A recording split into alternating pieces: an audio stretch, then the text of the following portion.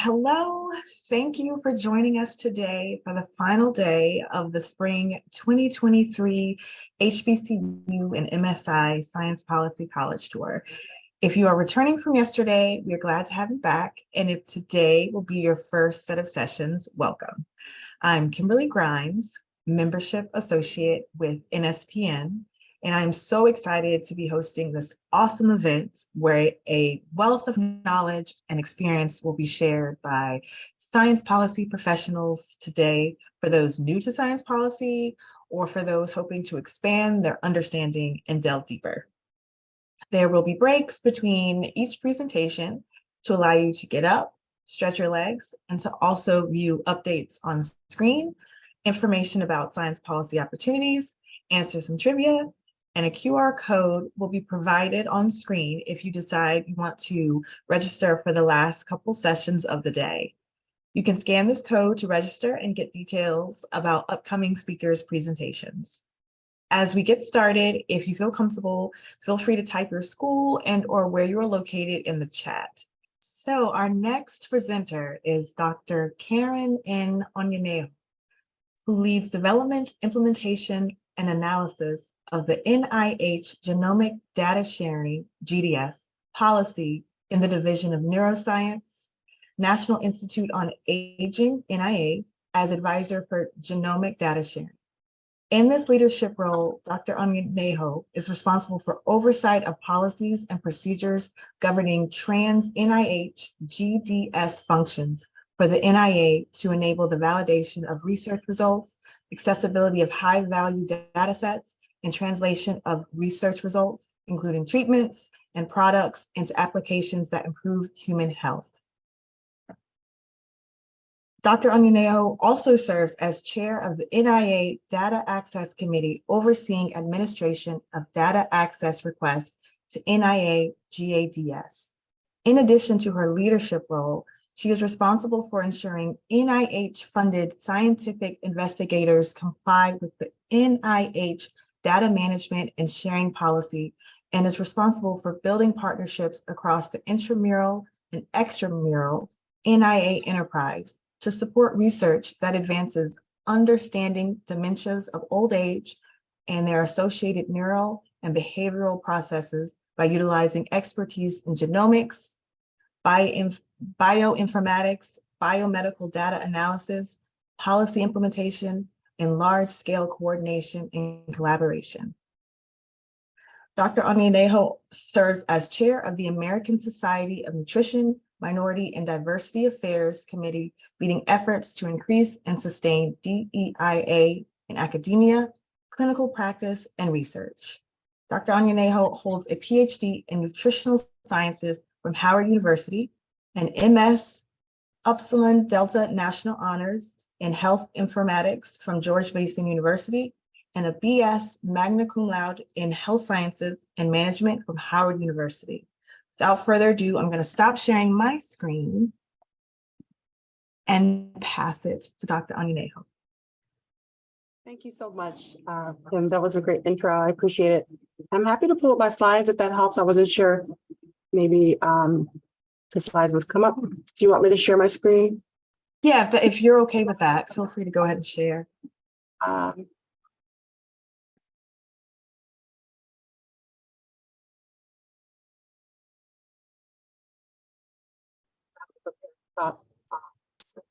They would be ready. So give me I can also share them if you prefer. Yeah, just so I don't take up too much time. Sorry, I don't have it as easily readily available. That'd be great. Sure. Thank you. Second. Okay, no problem. If you can get to it before me, that might be helpful.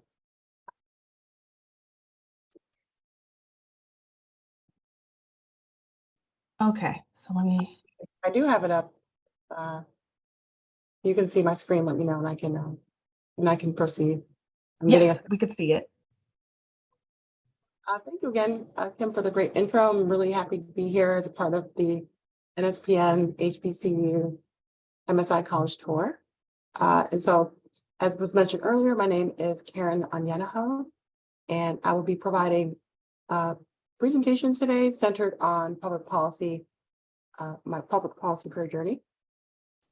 Before I start, I wanted to provide a disclaimer that any views expressed during this presentation are solely that of my own and do not represent or reflect the opinions and beliefs of any entities or its affiliates, including that which I am employed by, namely the National Institutes of Health. So let's get started. So here's an overview really of my presentation today. It's an outline of what I hope to discuss. So I'll briefly go over my public policy career journey, and I'll touch on how I transitioned in my career in academia into a public policy career related to science policy. And then I'd like to discuss some statistics about the demography of STEM occupations, particularly demographic groups such as racial, ethnic, and gendered minorities. And then I want to maybe speak a little bit about, within the NIH environment, some science policy career jobs, and then go a little bit broader scale to talk about some science policy careers that are outside of the NIH. And then we'll pause for a second to see if we can maybe do a pulse check with our attendees by presenting a few questions that I think will stimulate our minds related to public policy careers in science. And then I hope to dive back into the discussion, continuing with discussions about racial disparities in funding to support biomedical research, as well as, on a lighter note, opportunities for diverse research science career journeys and some of the strategic approaches that I've applied, which I hope to share to inform career preparedness and public policy, and then open up the rest of the time for Q&A. And so this slide here sort of provides an overview of my public policy career, but also giving some scientific and historical context, scientifically based and historical contexts, starting with the paucity of diverse racial and ethnic minority research scientists who are journeying into public policy careers based on scientific evidence, based on historical context is disproportionate compared to non-minority research scientists. And in some respects, this is due to pervasive factors such as systemic and structural forms of racism, marginalization, discrimination, and in some cases, lived experiences of expressed or implicit biases. According to the current literature, these pervasive factors have unfortunately driven underrepresented groups such as racial, ethnic, and gendered minorities, namely Black and Hispanic racial and ethnic research scientists in science policy careers. These pervasive factors have really concentrated on those groups. In 2018, the Pew Research Institute reported, quote, that Blacks and Hispanics are underrepresented in science, technology, engineering, and math jobs relative to their presence in the overall US workforce, particularly among workers with a bachelor's degree or higher, end quote. I'd like to also further share that racial and ethnic minority research scientists who are applicants competing for research funding opportunities. This could include, for example, research funding opportunities available at the National Institutes of Health, I will refer to as NIH henceforth. And we know that by applying for research funding opportunity, this will, in some cases, propel a research scientist career forward into science policy. Again, based on evidence from the Pew Research Center, quote, they state significantly less likely are these racial and ethnic groups compared to white applicants to be funded by the NIH. I'll also mention another report by Donna Ginther, who was a research scientist back in 2011. Ginther also reported, fortunately, some funding agencies such as the NIH have contributed to some of these disparities. And in response, began to examine a host of factors that might cause these disparities, anywhere from historical advantages that racial and ethnic non-minorities have access to enjoy to overt discrimination against racial and ethnic minorities by grant reviewers at these funding institutions. So today, my hope, among many other topics, is to discuss challenges and opportunities facing racial and ethnic minorities in research science career journeys, and also to find a way forward, as well as discuss some strategic approaches that I've applied toward effective recruitment and retention of these groups among research scientists, particularly research scientists in public policy, and also highlighting the importance of understanding how to effectively search for a public policy career in science. I will also provide examples of strategic approaches for recruitment and retention of racial and ethnic minority research scientists that can be applied across all racial and ethnic categories. My goal really is to emphasize those groups that are underrepresented disproportionately in science policy careers within and outside of the NIH. And I'd also like to maybe touch on a personal account of my public policy career journey from academia to public policy. Next slide. And so this slide captures a really quick glance of my public policy career journey from academia to where I currently am now in science policy with the National Institutes of Health. So in 2010, I started my undergraduate studies at Howard University, pursuing my Bachelor of Science degree in health sciences and management. I think at that time I was really interested in potentially becoming a healthcare administrator for a hospital. It wasn't until I graduated in 2012, one of my mentors encouraged me to pursue an advanced degree where I could think a little bit more about the future in terms of, for example, how to apply technology in science or in healthcare. That led me to George Mason University in 2013, where I ended up graduating with my Master's of Science in Health Informatics by the end of that year, December 2014. Ironically, that was the same year that I started my early career in science policy with the National Institutes of Health, or NIH. I began that journey with one of the ICs. As we know, the NIH is the largest biomedical research agency in the world and comprises 27 institutes, anywhere from aging to cancer to nursing.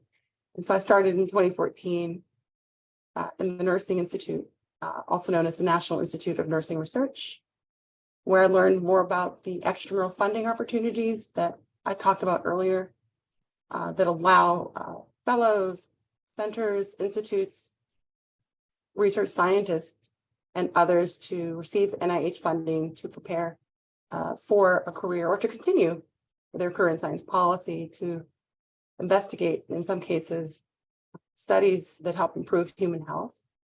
And along that journey, I decided a few years thereafter that I was interested in becoming an investigator myself. And so I, in 2017, decided to enroll in a PhD program at Howard University, my alma mater, to investigate the genetic determinants of type 2 diabetes mellitus in adults of African ancestry, to understand both the genetic architecture of type 2 diabetes, but also the nutritional phenotypic associations to allow us to understand better treatment options, diagnoses, and really how we can best develop individualized care for individuals to address this disease. I graduated with my PhD from Howard University in May 2022, and shortly thereafter decided that I was interested in propelling my science career forward into more of a leadership role.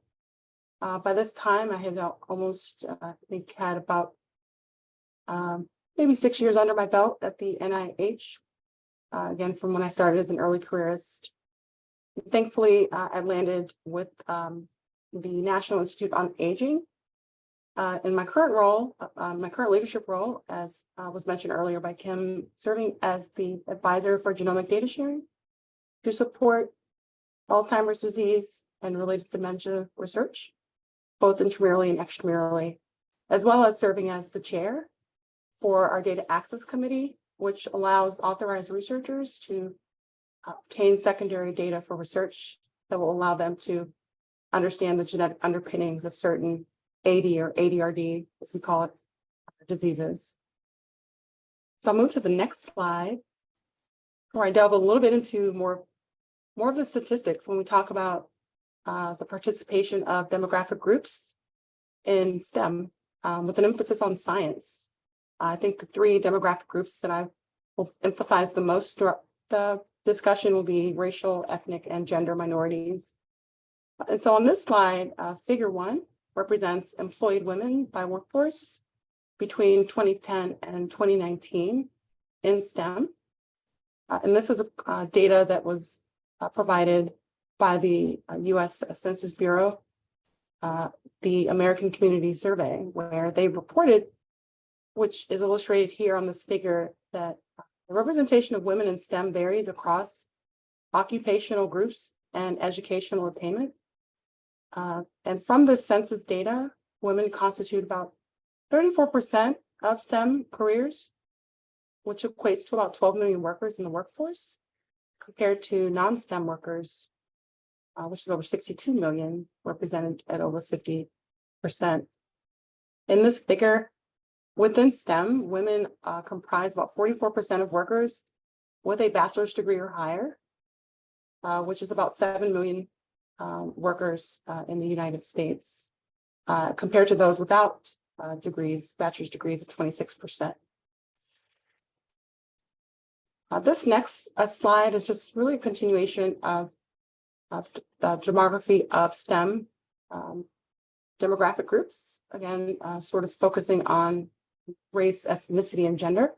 Figure 2 accounts for the median annual salaries of full-time workers with highest degrees in science and technology or related fields by sex between 1995, 2003, and 2019. Although racial and ethnic representation among STEM workers with a bachelor's degree or higher has improved according to the data reported from the census, there's still a wide variation in representation across detailed occupations within science, particularly Black or African American workers in science-related occupations represent about 7% of the overall workforce, more concentrated in medical and health service positions, for example, healthcare workers, but also Hispanics or Latinos who represent about 8% of workers in science-related occupations. And sometimes, in most cases, those are social scientist occupations. You'll notice in the slide that detailed occupational categories within science and engineering were relatively high with Hispanic or Latinos who are research scientists in certain positions, mostly engineering positions. In a similar vein with Black or African Americans. And you'll see as I continue to show some of the statistical data, the disparity, whether it's at the racial or ethnic or gender level, which in my opinion deserves greater discussion to ensure that we're setting the future scientists up for success to obtain these careers and hopefully reduce and eventually eradicate disparities. Next slide. The proportion of Black, African American, and Hispanic or Latino research scientists increased. You'll see represented in this slide to a certain extent in both STEM workforce occupations for individuals who have at least a bachelor's degree between 2010 and 2019, which is represented in figure 3. In STEM, Black or African Americans with a bachelor's degree or higher did increase to 67%, similar to Hispanic or Latino STEM workers, which grew about 99% for those who have bachelor's degree or higher. Participation increased for these groups at higher rates compared to white STEM workers who have bachelor's degrees or higher.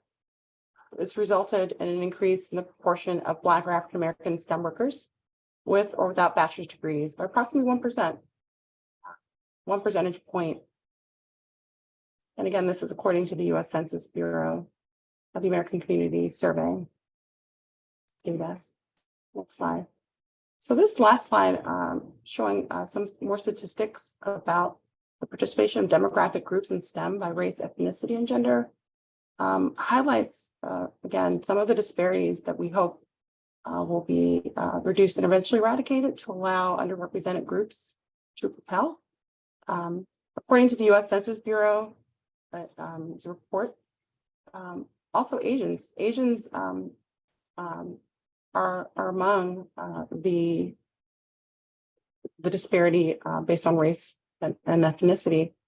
If you look at this this figure here, you can see based on the workforce groups and the different career fields, science, engineering, and even technical workers, there's a huge disparity. Contrast, unfortunately, but maybe fortunately, a lot of the time we do see proportionate displays of whites who dominate these STEM occupations, and has been the case for a number of years from a historical context. I thought I would shift to this slide just after providing some statistics about the participation of demographic groups in STEM, because I wanted to maybe concentrate on the National Institutes of Health, which does offer all members of society, including those that are underrepresented in STEM, opportunities to have careers centered on science policy. But what does that mean? So science policy careers, in some cases, hold positions where they observe, influence, and or may lead the direction of local and state and national science policies by working directly with legislators or government officials to establish and advise on matters related to science programs. And I'll make sure that everyone has a copy of the slide to get access to the hyperlink there, which comprises publicly available data from the NIH related to science policy careers. Now, from that hyperlink, I wanted to provide some examples of what does a science policy career look like at the NIH. And you'll see here bulleted that list is wide-ranging, starting from a AAAS Science and Technology Fellow, who's also may also be known as a Public Policy Fellow, to a program analyst working in any of the 27 ICs, to a health science policy analyst, or in my case, an advisor or a scientific advisor. Science policy careers also hold positions such as a policy director. So wide-ranging across the National Institutes of Health. In some cases we think about science policy in academia, but National Institutes of Health, we have a wide-ranging selection. The next slide delves into a little bit more of a broader scale in this figure, where you'll see that even outside of the NIH and other federal agencies, science policy careers are even broader, ranging from working in non-for-profit organizations or supporting opportunities at an institution, which I mentioned earlier, or working internationally, for example, World Bank. Science policy is a huge field.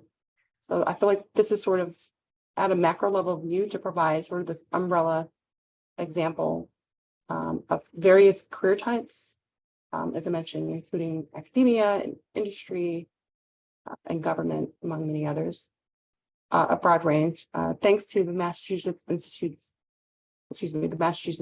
of Technology that provided this. And I know sometimes a lot of undergraduates or recent graduates or postdocs, pre-docs may not necessarily be aware of all the science policy careers ahead of them. So I thought that this might serve as sort of a hopeful, example of really how wide-ranging science policy career can be, as I mentioned, in conjunction with government, whether state, local, federal, in addition to academia nonprofits. And so I'll pause here for a little bit to do a pulse check. And Kim, let me know how best to facilitate this. I thought that I would, instead of talking too long, have some engagement with our audience or those who were able to attend today's discussion by presenting some questions that I asked myself a long time ago. I'd love to present the questions one by one, maybe spending 5 minutes a piece to anyone who is interested in thinking about, what is your science policy dream job? I know when I was graduating with my master's, that was a question that was presented to me, which led me to the NIH. And then it's followed by other questions about, how are you preparing yourself to obtain that goal? What are some challenges you might have faced?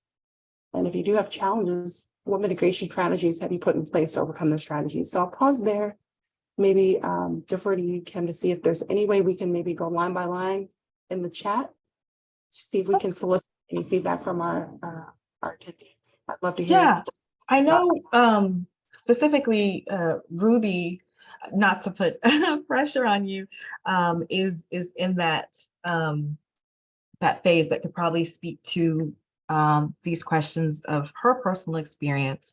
So Ruby, if you wanted to come off mute or add something to the chat, feel free. Yeah, hi, my name is Ruby. I'm currently a postdoc. Yeah, thank you for that figure, because I think that just helped a lot to kind of get a bigger picture. As far as the question number one, what is your science policy dream job? I'm still trying to figure that out. So I'm not really sure. I think there's, like you mentioned, there's a lot of options and a lot of different paths we could go to. And so the steps I'm taking right now is, applying to trainings and fellowships that are related to policy and attending webinars like this. I'm still like in the information gathering stage. And if I see an exciting opportunity, I'll go ahead and sign up for it or register for it. And one of the challenges that I shared in the last webinar yesterday that I shared, specifically in academia, is some gatekeeping for folks who, who are doing policy work. And not sharing information or other people that I could get connected with. And so I'm still trying to figure that out, how to overcome that challenge. Yeah, I really love it. Thank you so much for sharing. I think you're spot on. First and foremost, it's good that these conversations are being had, right? Like even what you mentioned, when resources might not be shared for whatever reason, and how that could potentially adversely impact one who might be seeking different avenues to propel their early career.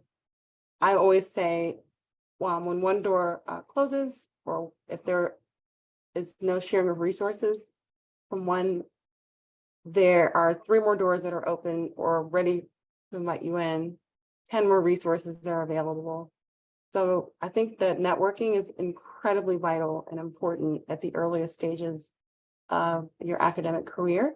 And that I call, when I was back in my pre-doctoral days, and even as an undergraduate, I have a board of directors, and those consist of prior supervisors, faculty who have been incredibly instrumental in my career growth academically and professionally, as well as colleagues, who I've had the pleasure of working with. And I've always tried to sort of consult routinely with my board of directors, whether it's soliciting their time to meet with me for an informational session, 30 minutes or less of their time, to share with me some insights on how I may be able to propel my career forward. I remember doing that in one job at the NIH when I came to the office of the director, working in the scientific workforce diversity office.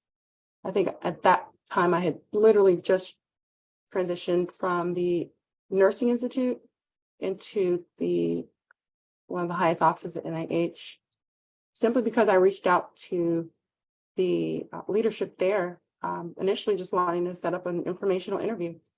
You'll never be turned away, right? Because a lot of individuals who are at that level love when they have interested individuals who just want to know more about them, want to know more about what the organization is about, the mission. That led me to an interview that I didn't ask for, that I didn't even know was available, you know, even with resources not being available to me. And like you said, in some cases, not being shared, right? And so I've always had this sort of, you know, this impetus to sort of, you know, continue to move forward in spite of any atrocities. But I think that you're making really great steps, you know, thinking about even what your, you know, policy, what your science policy dream job is, even if it's not science policy. Most importantly, what steps are you taking to position yourself? Doesn't have to be an informational session like I described, right? It could be an experiential learning opportunity, an internship, maybe after classes in the summer that you might consider taking to build your CV, so that that's something that will be counted, especially in federal service. Pro bono work is counted towards experience. Sometimes I think we think, oh, it wasn't a real job, I didn't get paid. I know in the federal service, I've been a member of the federal service now for almost 10 years. Any work, whether voluntary work, paid work, it is counted towards your experience. And it doesn't matter if you have or have not received your degree, regardless of the degree type. So I think that was important to highlight. And I really appreciate you for sharing. And I'd love to hear of any other thoughts, if anyone may have any. I think I'm looking in the chat here to see if there might be any questions. Oh, I see Millicent. Looks like there's a comment here appreciating the philosophy about moving forward. And there's a question about can I provide or can I recommend other network building societies or opportunities? Absolutely. Really great question, Millicent. I think one recommendation that I would share about other network building and other opportunities is to join a non-for-profit. And I'll give you an example. Instead of maybe going to a networking event, which I think you're pointing to in your question, feel free to come off mute if I'm not answering the question.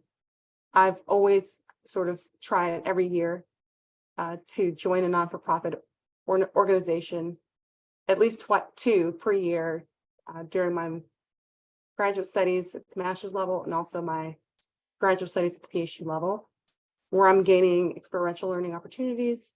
For example, serving as the chair of the American Society of Nutrition. I joined while I was a PhD pre-doctoral student pursuing my nutritional sciences degree.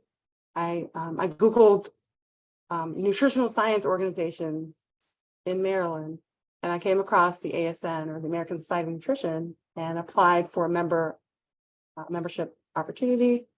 I had no clue that after joining this wonderful group of professionals, who, by the way, comprised other pre-doctoral students, postdoctoral students, academicians who were well tenured. I learned maybe about 8 months later that there would be an opportunity to become vice chair. I didn't necessarily apply or ask for it, but I realized that when opportunity meets preparation, you have limitless options. And so eventually that networking opportunity, or I would say building, it was a society to help build, propelled me into the vice chair position. And I was able to, still am, concentrating my role to help others in the field of clinical practice, research, or academia related to nutritional research, whether it's disciplinary or multidisciplinary, propel their careers. And the subcommittee that I'm a part of focuses really on underrepresented groups. So these are individuals who have graduated or who are currently attending HBCUs or MSIs or tribal institutions who face challenges with learning how to propel their careers. And so our goal is to support the board of directors to develop strategic plans that remove those barriers. And an example of that could be removing a requirement. I remember we had a diversity award. It was a scholarship opportunity. I noticed that one of the requirements as vice chair, I noticed, and I discussed among my colleagues, that the applicants had to have ASN membership. Not everyone can afford membership, right? ASN, when you join these non-for-profit organizations, sometimes we hope that our institutions will pay for them. I thought that that could be a potential barrier facing disadvantaged groups who either cannot afford the annual dues themselves or may not have the resources from their institutions available to provide them with a waiver. And after thoughtful discussion, that requirement was removed. So those are the kind of successes that make me happy to be a part of societies that I think provide opportunities to those who I think will come after me, right? I would highly recommend, that's one of my, I think, greatest takeaways as as a graduate student, both at master's and PhD level, is to, in your local community, and in some cases, it doesn't have to be local, it could be a virtual non-for-profit that you can join. And they sometimes have opportunities where you can join without paying a fee, and you can observe, you can contribute. I went from member to vice chair, now chair.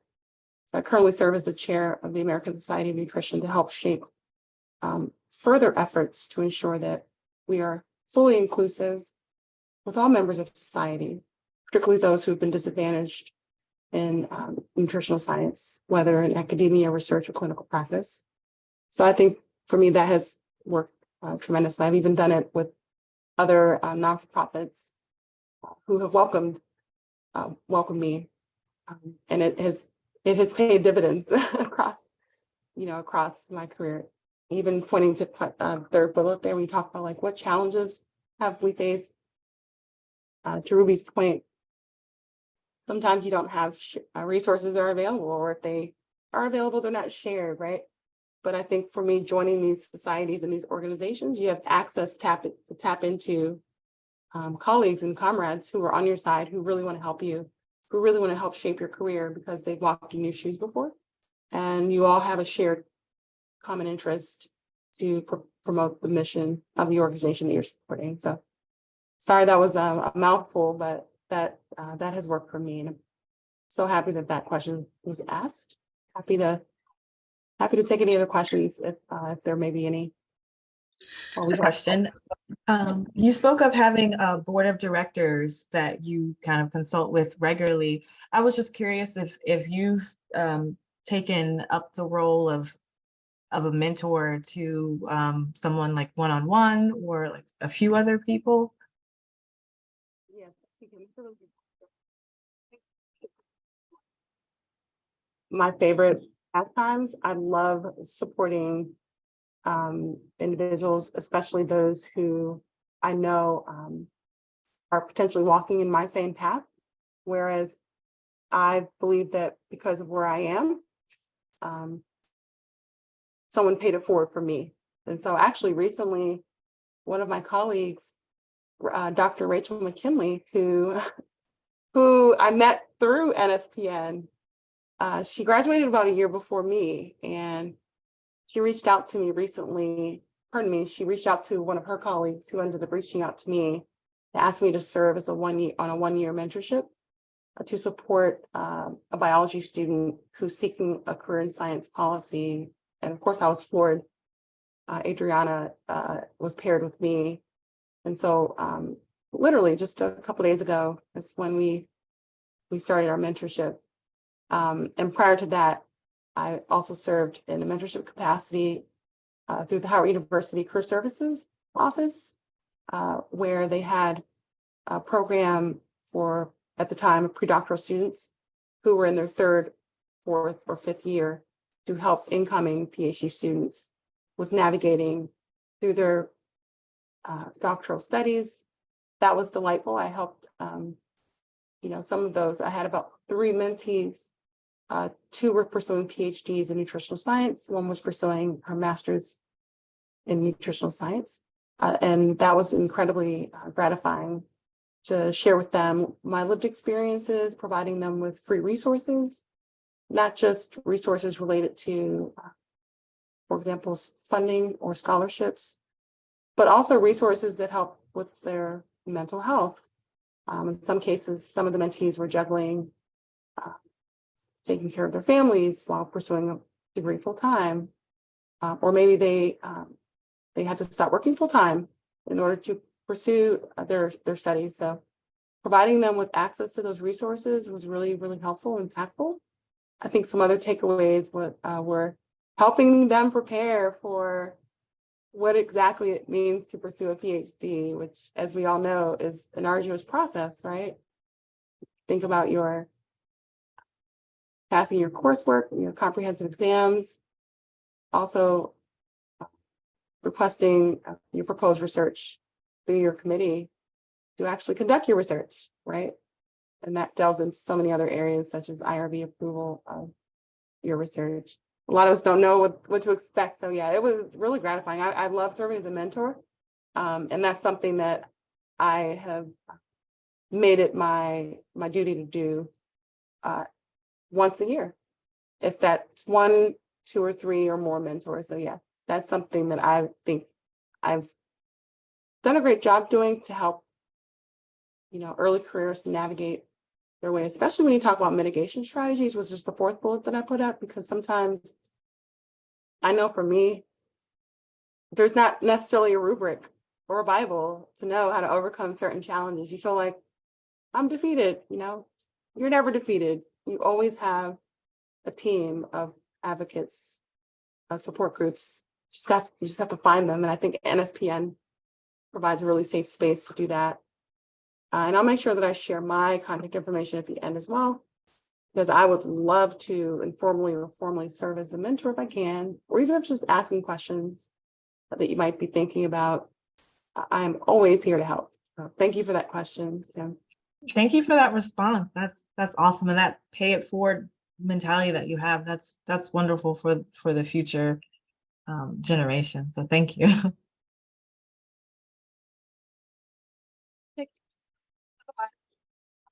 I promise I only have maybe about quite a few more slides, but I'll pause for maybe 15 seconds or so to see if there might be any questions in the chat or any other questions or thoughts, not necessarily questions, just maybe thoughts or some feedback that could help inform this discussion.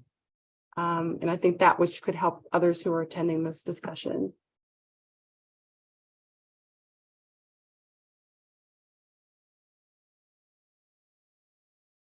I have a question, but I'm not sure if it was mentioned earlier. I hopped on a little bit late. But did you always think about it? Did you always think that you were going to be working at NIH, or did you have like other ideas as far as like how your trajectory was going to like lay out? And what were those? Thank you so much. That's such a great question, Ruby. I had other ideas. I honestly, when I was thinking about NIH, it was because Dr. Serena Madison, one of my professors at George Mason University, when I was at the end of my master's degree training, we were required not only to create a LinkedIn page, she also required us to name our top 3 dream jobs. And NIH was literally number 2. Why wasn't it number 1? Well, because I thought that I had to have a PhD. I thought that, oh my gosh, they're not, they don't hire, early careerists.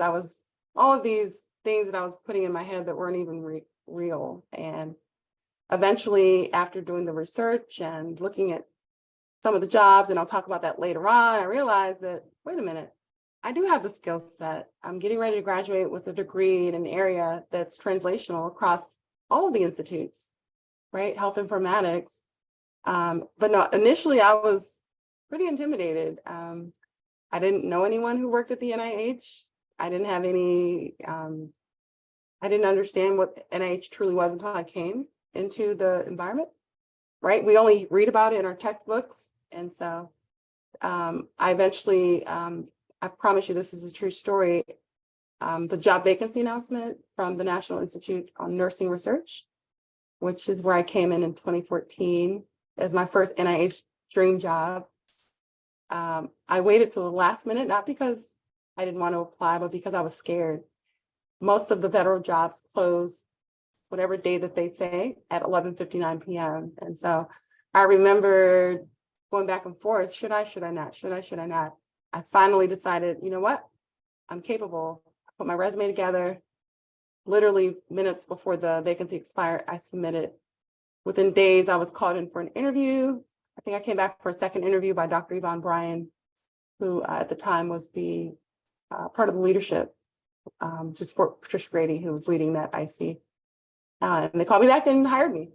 And that was, I mentioned, I think on one of my earlier slides was when I started my science career journey, not knowing that, it would bring me to where I am now. And I think I'll show on my last slide, sort of 2012 December to 2022 December, from bachelor's degree all the way to PhD. And in between all of that, NIH really helped me in more ways than I could have ever dreamed of to propel my career forward, especially in spite of, as we talked about earlier, many of those racial, ethnic, and gender minority those barriers that racial, ethnic, and gender minorities face. And I truly attribute it to my mentors, my parents, colleagues, friends, loved ones, and of course, my tenacious spirit, me having this not give up attitude where if one door closes, guess what? I'm knocking on 3 more. You know what? I'm going to send an email out to the administrative assistant of this person whose background I just looked up on LinkedIn, who I'd love to learn more about through an informational interview, who could eventually provide me with a job opportunity. So yeah, I was totally not sure I was going to be afforded an opportunity to work at the NIH, but my dream came true, and it truly is and has been a wonderful experience. So thank you for asking that. And as I said, after this call, I'll make sure that you have everyone has my contact information so that I can be a resource. Before we move on, looks like there's one last question in the chat from Wilson about, what are my top 3 mitigation strategy tips? Wonderful question. Thank you so much. I think the first tip for me when it comes to mitigating challenges is to ensure that you have prepared yourself for various scenarios. I call them use cases. So for me, I've always never put my eggs all in one basket. I've always had multiple opportunities lined up, whether it's an experiential learning opportunity, or if I've joined a non-for-profit organization as a community chairwoman, or I've attended a networking event.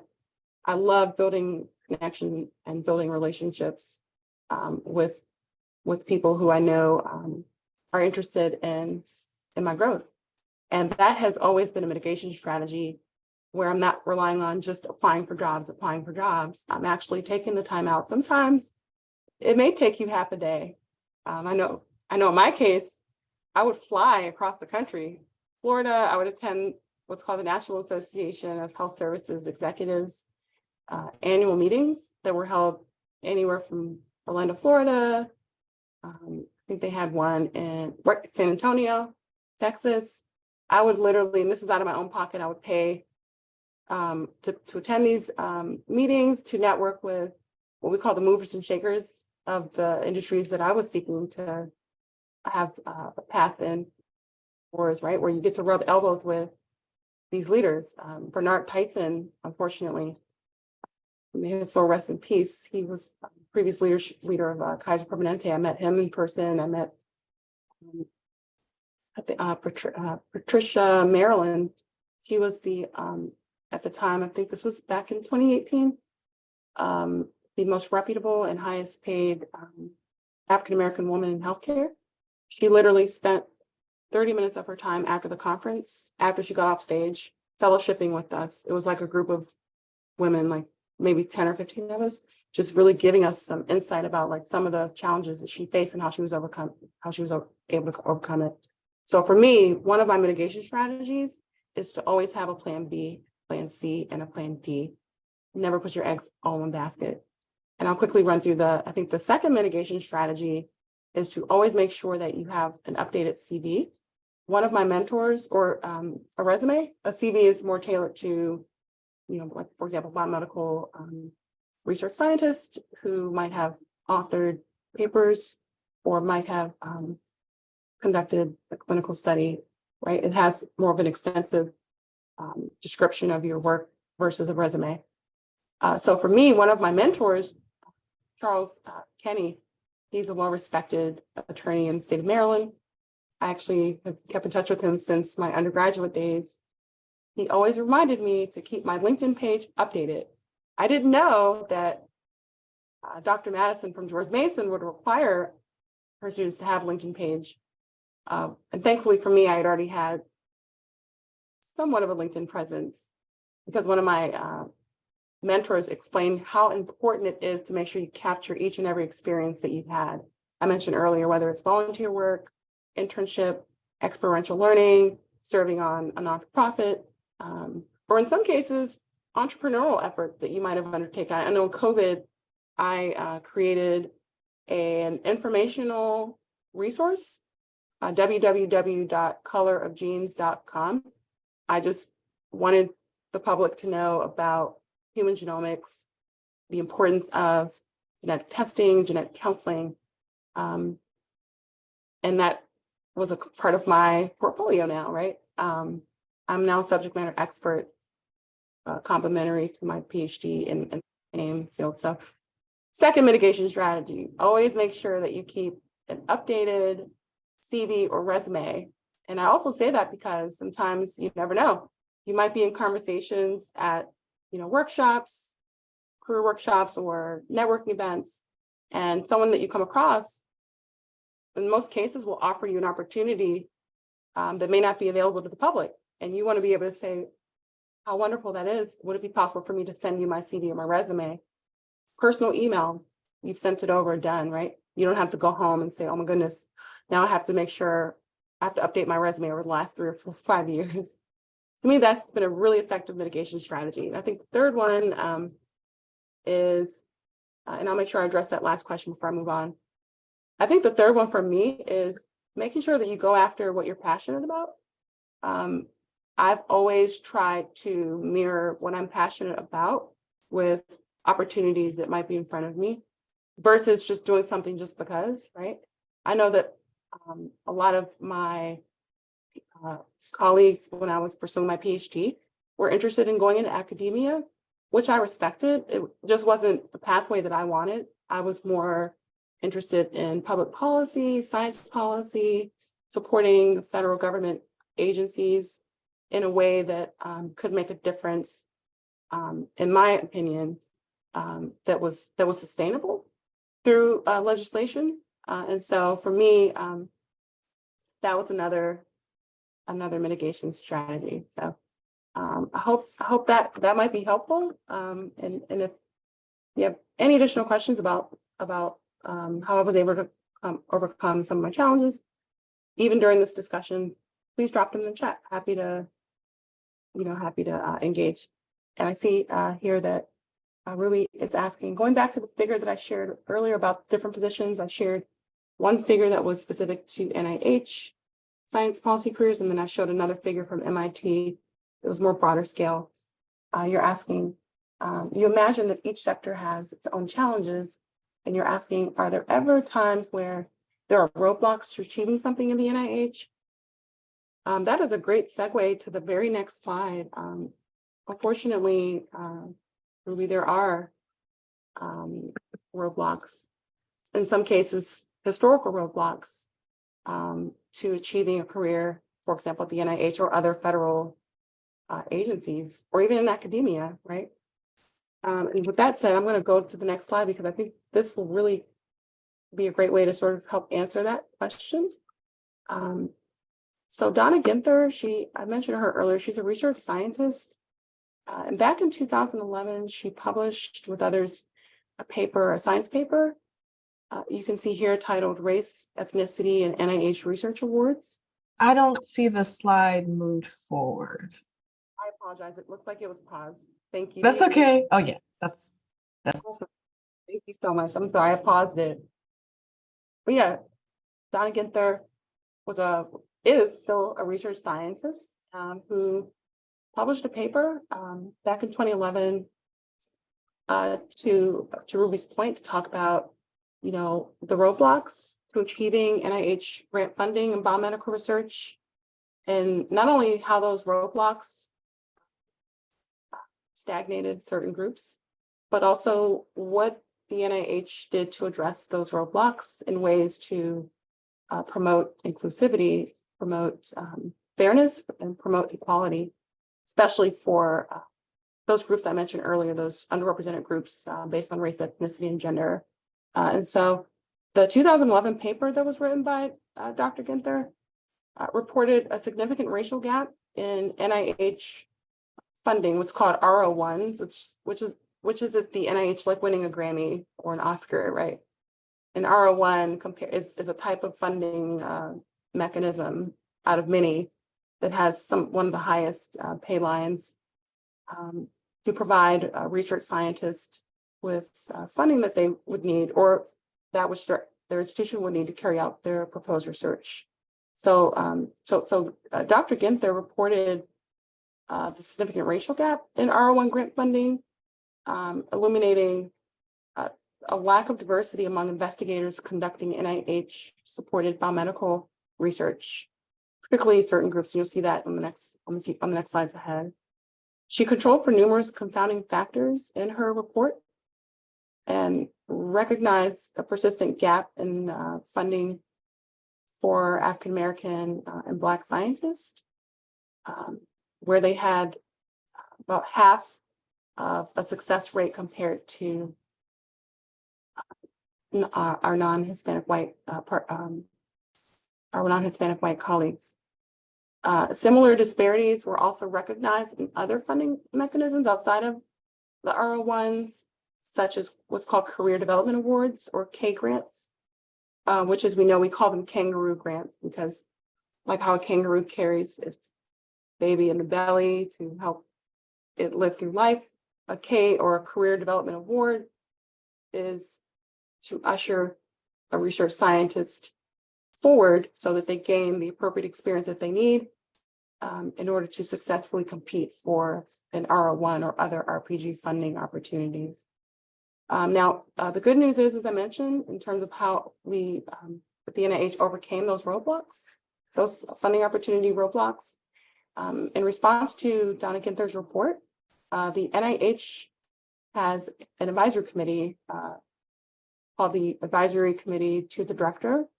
Through the Working Group on Diversity in the Biomedical Research Workforce, they examined at a very critical level the entire NIH ecosystem to ensure recommendations were put forward to enhance the inclusion of underrepresented groups in biomedical research. And you'll see on the next slide here, and subsequent slides, what did that look like? So the NIH ended up recommending 13 ways in which we can remove those roadblocks so that excluded or underrepresented groups could be propelled in the same fashion or proportionate to non-minoritized groups. One of the recommendations that the NIH proposed was to ensure that appropriate resources were allocated. We touched on that earlier, for systematic tracking, such as who is getting the funding, how much money has been awarded, whether it's a fellowship, a center grant, a research grant, or an institutional grant, and evaluating in the immediate and long term, what are the outcomes, right? You're not just funding research scientists, but how have they been able to propel their careers forward, whether it's from a K grant or a career development grant or a research project grant. The other recommendation, number 2, is to ensure that NIH's leadership took a role to develop interest and curiosity in increasing the number of K through 12 and undergraduate underrepresented research minority students in biomedical and behavioral sciences by designing and disseminating certain what's called NIH activities, right? And that is related to research funding opportunities. The goal is to provide an increase in the number of research experiences for young persons at the high school level or higher, and advocating to promote a cooperative effort to ensure that these groups were successfully positioned towards science policy or other biomedical related research careers. The third, and I'll try to get through these quickly, was to ensure that there was an increase in the number of scholarships for undergraduates who were underrepresented through what's called a payback system. This could include supplements, or what we call diversity supplements. Number 4, recommendation that came out of the NIH to address those roadblocks is to assess what are the reasons for the disparity in the frequency of awards to the most underrepresented groups not receiving funding proportionate to non-minoritized groups. What is the reason, and how can NIH develop remedial actions to address these? The next slide goes on to recommendations 5 through 7, where the NIH served in a partnership function to establish certain groups centered on minority scientific and professionals to ensure that networks of mentorships were instituted for underrepresented minority students to provide guidance, or what I call like board of directors throughout their career trajectory. 6th recommendation was to establish a working group with the NIH director of racially and ethnically diverse scientists, so that there's an ongoing effort to communicate with the director of the NIH about the state of the art in ensuring that these disparities don't resurface. And if they do, having remedial actions to address them. Number 7, investigators whose applications were unscored, who unfortunately in some cases, because their applications are unscored, they do not recompete for NIH funding. Unscored applications could result in low impact scores. In other words, due to the type of science that they are proposing, or perhaps how they developed their research grant application, was not competitive or meritorious compared to other highly funded applications. And so this recommendation sort of was birthed from that perspective to enable a better understanding on how to reduce and eventually eradicate these unscored applicants from not competing. I think the last couple slides here, recommendations 8 through 10, NIH continued its effort to partner with other ICs to ensure that there was a concerted, intentional effort to develop infrastructures that help with under-resourced institutions, HBCUs, for example, who may not necessarily have, for example, grant writing offices that may help them strengthen their research applications. And that effort was to help track the record in producing and supporting underrepresented research minority students, so that those partnerships could not just be stimulated, but sustained. Recommendation 9, which again addressed some of those roadblocks, was requiring NIH to expeditiously establish a working group that reports directly to, at the time, Dr. Francis Collins, on ensuring that any instances of systemic and structural forms of marginalization, including discrimination and racism, are combated immediately, especially at the peer review level. 10, the NIH in different forms piloted awareness training on topics such as stereotype threat, implicit bias,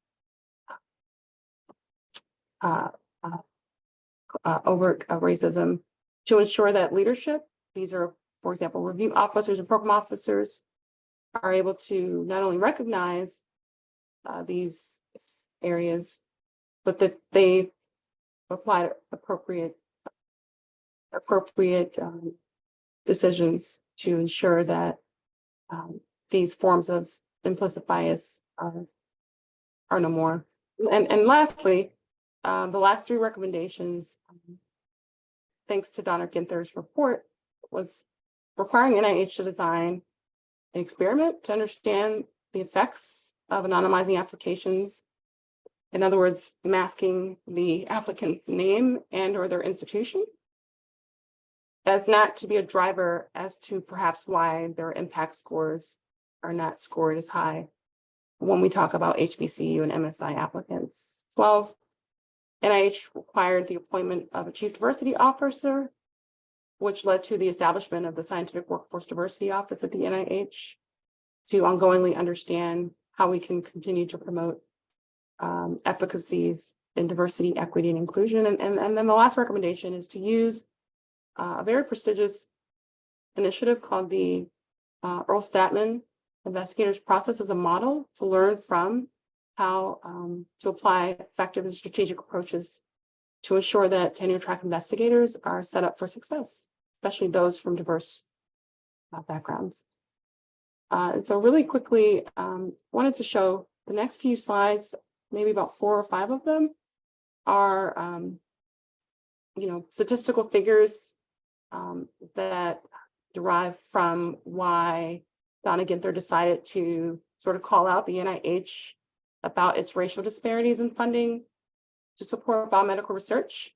You'll see here on this slide that the funding rates across fiscal year 2000 and 2020 differed by the awardee type and the applicant type. You'll see here on the next slide, this is the RPG or R01s that I mentioned earlier, the success rates based on FY 2020 to 2020 data.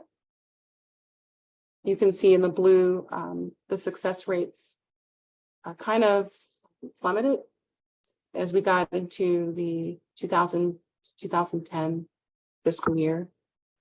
Here you'll see funded applicants across different racial and ethnic categories where the same underrepresented groups that we talked about earlier, mainly Blacks or African Americans, Asians, as well as Hispanic or Latino research scientists were funded disproportionate to white scientists. And you can see how this has permeated, at least on this slide, over a 10-year period, leading to Donna Ginther's report. When we sort of hone in on the most disadvantaged groups compared to those who are not disadvantaged, you can see the disparity rate is even more striking. Here in this slide, kind of the same when it comes to all research project grants. So this is not just R01s, right? This includes R15s, R21s. The disparity for certain ethnic and racial and ethnic minority groups sort of remains sort of at that lower scale, which again is one of the most vital reasons that Donna Ginther wanted to address issues of racial disparity in funding to support biomedical research. And I'll just keep showing subsequent slides truly that kind of just, I think, points out the importance of why having these types of discussions are important, not just to know the facts and the statistics, but also to start thinking about how we might be more well prepared to create pathways or to ensure that the trajectory of our science policy careers can withstand some of these historical, structural, and systemic forms of marginalization. So this slide here, table 1 here represents selected self-designated personal demographic information from FY 2021 applicants or investigators by race, by racial and ethnic group. You'll see here that nearly 12% of respondents didn't necessarily designate their race or ethnicity, but you can see that over 50% of scientists who've received RPGs or research project grant funding far exceed those in minoritized populations. I'd like to move on quickly to sort of on a lighter note, what opportunities are available for diverse research science career journeys. I'll quickly touch on the NIH Unite initiative, which, as you may know, is a think tank that was birthed from a lot of the talks that we just kind of went over about disparities related to race, ethnicity, and gender. This think tank was put together to promote equity, to generate really bold ideas and to catalyze action that has not been seen historically, to identify and address structural racism that may exist still within the NIH and throughout other biomedical and behavioral scientific research workforces, to facilitate activities, to identify opportunities, as well as make recommendations and develop effective strategies to spur change. But it also focuses on 3 primary domains. 1 is health disparities and minority health research. 2 is the internal NIH workforce, but 3 is also extramurally, so the external biomedical and behavioral research workforce. And in all cases, these domains intersect and enable greater transparency, accountability, and communication across the NIH and the larger biomedical and behavioral research community. Another another great initiative that I believe has provided and still does provide opportunities for diverse research science journey careers is what's called ACRE, stands for 8 Changes for Racial Equity Initiative. It was birthed in 2020 by members of the NIH community who serve in various capacities, ranging from program analysts to tenured scientific leaders, to motivate the leadership at the NIH to talk about change, to free the NIH from the historical context in which, unfortunately, structural and systemic racism, discrimination, and harassment unfortunately have persisted. This group, ACRE, is committed to compassion, respect, and understanding. At the time when Dr. Francis Collins was the leader at the NIH, he has since stepped down. He was presented with an open letter from these individuals to really spell out exactly what those 8 changes were and how they would really help change the direction of diversity, equity, and inclusion for underrepresented groups in biomedical research or other related sciences. I put here the last 3 slides, the last 3 bullets that although important strides have been made in attempts to alleviate elements of oppression from the workforce, we know more needs to be done. And that's why I'm happy to be here to talk about, my career journey and the path forward. All the representatives from ACRE, and by the way, you can also join their email list. I think if you Google ACRE, they have an email list you can join. They actively have and continue to partner with NIH, with the larger NIH community and leadership. And I've seen this, I've actually joined those meetings to talk about tangible, viable, and strategic solutions to address racial inequities, including forms of discrimination and harassment that stifle the growth of racial and ethnic and gendered minorities. And then lastly, our members obviously have a critical role, not just being passionate about making change, but ensuring transformation from the change. And so this next slide, and I'm almost done, just 2 more slides after this. I thought that I would provide some links to what I found in my career path in science policy as effective ways to prepare for a federal career. One of them is President Joe Biden's executive order on diversity, equity, inclusion, and accessibility that was enacted June 2021, which requires all federal agencies and departments. So this includes the NIH, which is a federal agency, or departments such as the Department of Health and Human Services, to establish government-wide initiatives to advance diversity, equity, inclusion, and accessibility in all parts of federal service. This initiative is being led by OPM, or the Office of Personnel Management. So I have a link there where you can learn more. In close partnership with OPM is the White House and the Equal Employment Opportunity Commission, who's partnering to drive DEIA forward. The initiative will reinvigorate the whole of government approach to DEIA that was actually birthed initially out of the Obama-Biden administration. The initiative will advance opportunities for communities, all diverse communities beyond race, ethnicity, and gender that have historically faced employment discrimination and professional barriers, including first gens, LGBTQ plus persons, individuals who live in rural areas, individuals who have faced aging discrimination, and the list goes on and on. The second bullet, I think, is an incredibly valuable resource, is the Bureau of Labor Statistics. I've always looked to the BLS whenever I want to look at the projections in a career that I'm interested in over the next few years, to provide insights on facts, statistical facts, labor economics related to careers. So the BLS measures labor market activity, working conditions, price changes, and productivity in the U.S. workforce to support public and private decision-making. And it achieves its mission through its dedicated workforce of over 2,000 federal employees.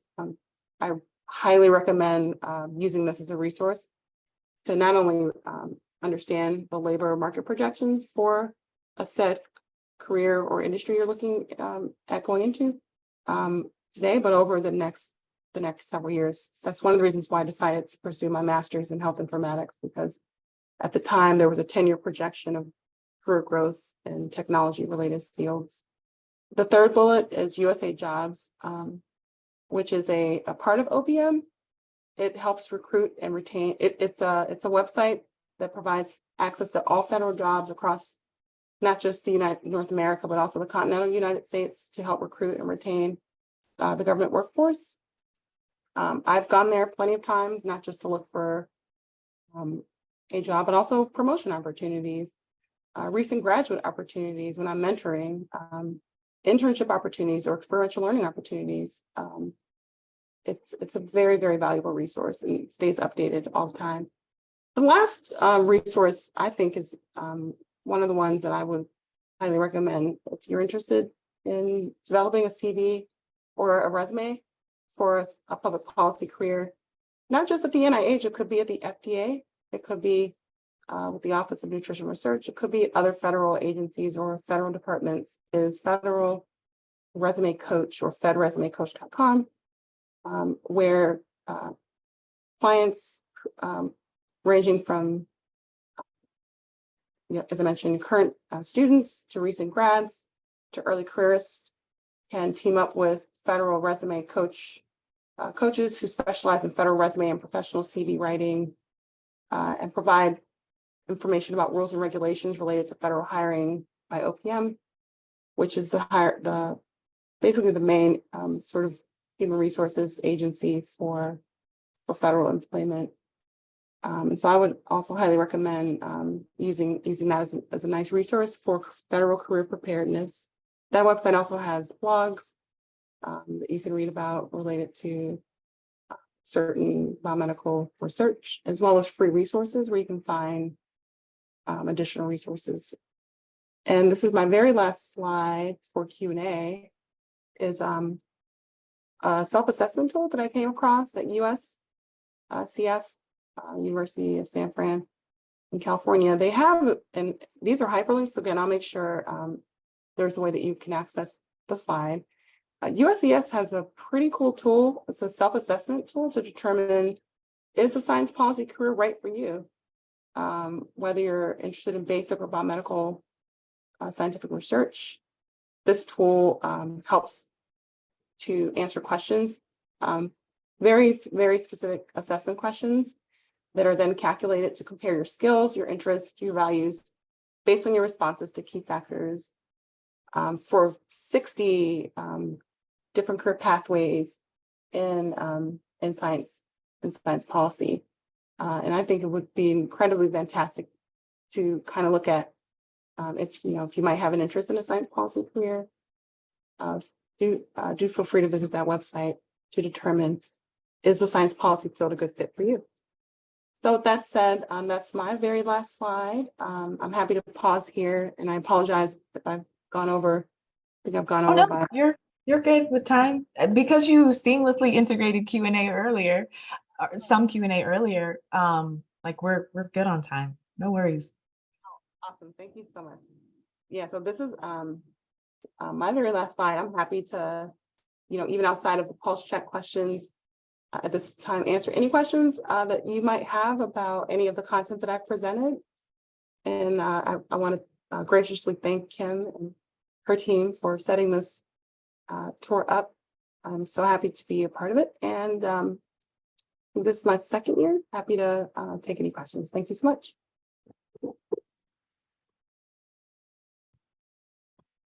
There's one in the chat from Millicent. I really appreciate the details of the 13 recommendations you shared. I hadn't seen them previously. Do you feel like you are seeing real change regarding equity thus far? And do you expect that it will increase?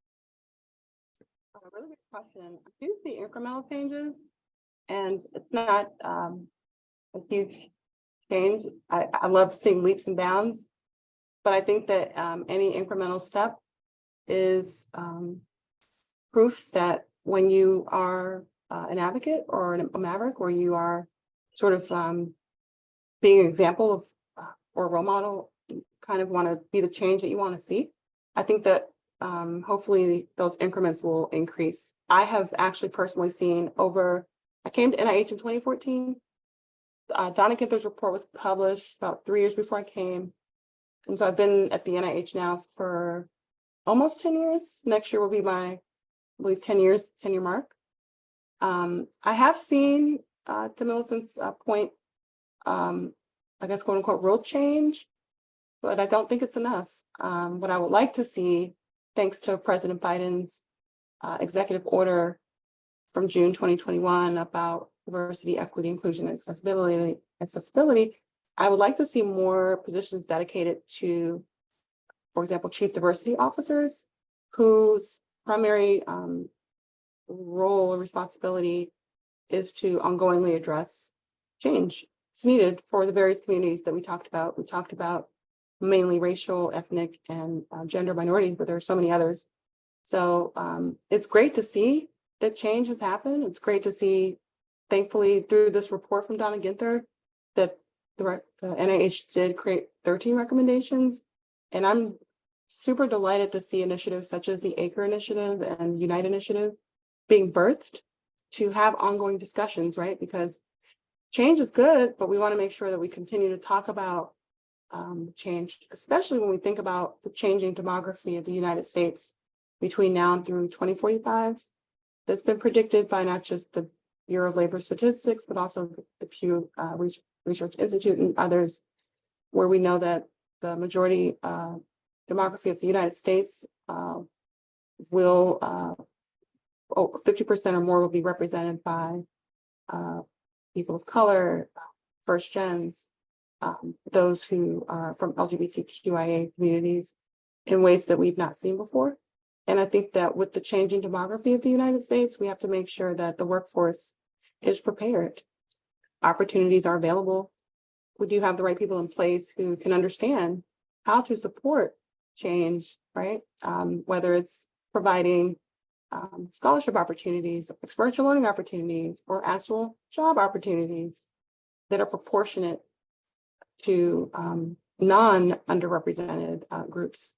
So yeah, I think, yeah, I have seen change, and I'm hopeful that more change will come. I do expect that so long as we continue to have these conversations, we will see an increase, in other types of initiatives outside of ACRE and Unite that I believe will help foster the change that we need to sort of change that data that we were looking at earlier, where we saw underrepresented groups historically over at least a 10-year period continue to sort of stay stagnant in terms of career growth and science policy, whether science or engineering. So yeah, I would ask that we continue to keep these conversations going. And I'm happy to answer. Looks like Kim, I see another question from Ruby about Yes, this one's from Ruby. Do you have any concerns about the US unstable politics and how that would impact NIH? I don't know if I can best answer that question because we do have other representatives in the policy realm. I don't necessarily work in the policy world at the NIH in terms of, for example, the impact of global conflict to NIH funding or NIH opportunities for career growth. But I do work in what's called genomic data sharing. So I'm in the genomic data sharing policy realm. And I can say that a lot of what we're doing in the NIA or the National Institute on Aging is to very, very strongly promote data harmonization across different researcher communities, whether in the United States or outside of the United States. And regardless of how unstable the political climate is, right? We want to make sure that we are constantly allowing, if not allowing, promoting, propelling, enhancing the scientific research, not just related to NIA, but also outside of the NIA to propel efforts to improve human health by harmonizing data, by sharing data.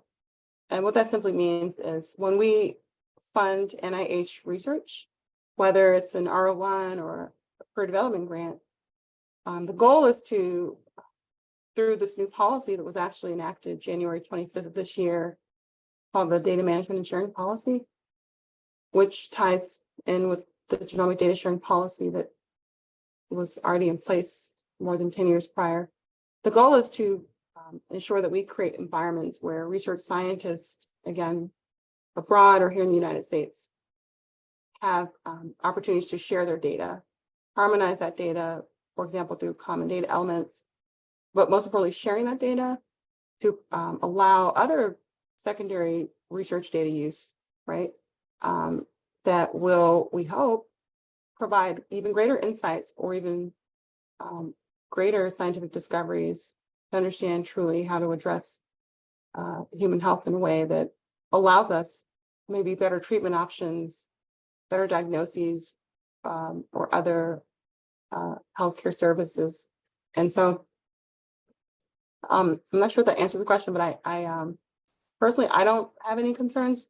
NIH is one of the, if not the only, the largest research agency in the world and receives earmarked funding from Congress to support the 27 institutes that carry out the research that help improve the world that we live in, especially improving human health. So in fact, the National Institute on Aging, I believe we just received an increase in funding.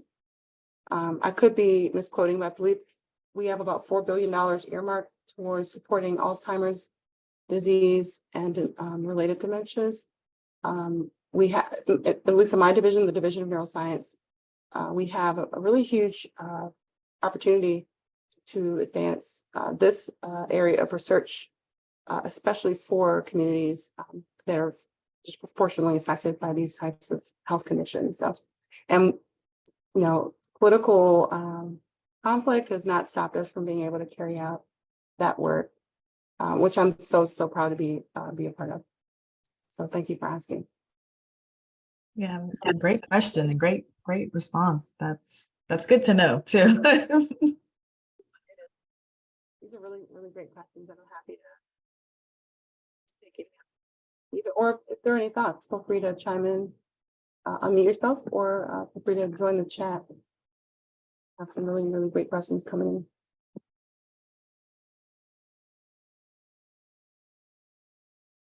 Otherwise, I value the time that we've spent now over the last hour plus. This has been incredibly stimulating and thought-provoking, and I hope that the information that I've shared is helpful in terms of helping navigate your interest for those of you who might be interested in a career in public policy, whether at the NIH or elsewhere.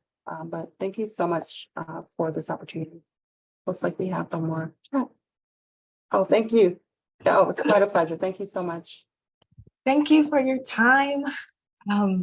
We I know as the comments are coming in, how much, how valuable this information is. So we just thank you for your time, Dr. Onyeneho, sorry.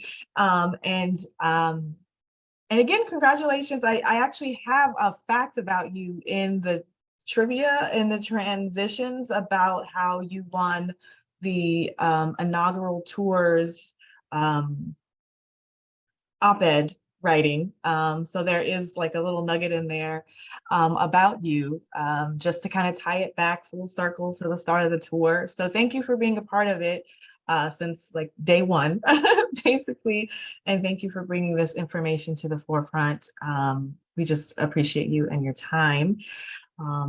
And on that note, we hit the marker pretty much right on the head. So we're going to take a 15-minute break before our final speaker of the tour presents to us. So, you know, stretch your legs, take a break, and this link will be open. So feel free to step back in, and we'll have some information on the screen here for you until 3 o'clock. See you then.